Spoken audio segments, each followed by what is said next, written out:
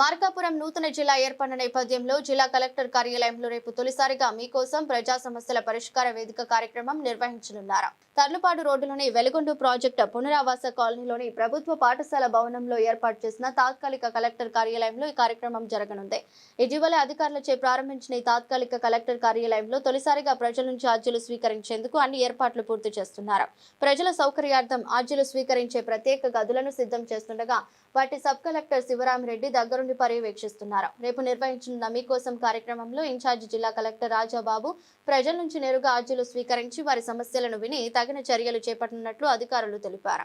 కార్యక్రమం ద్వారా ప్రజల సమస్యలకు వేగవంతంగా పరిష్కారం లభిస్తుంది. అధికారులు ఆశాభావం వ్యక్తం చేశారు. నూతన జిల్లాగా అవతరించిన మార్కాపురంలో జిల్లా స్థాయి తొలి ప్రజా వినతి కార్యక్రమం కావడంతో ప్రజల నుంచి విశేష స్పందన వచ్చే అవకాశం ఉందని అధికారులు పేర్కొన్నారు. ప్రజలు అవకాశాన్ని సద్వినియోగం చేసుకోవాలని సూచించారు.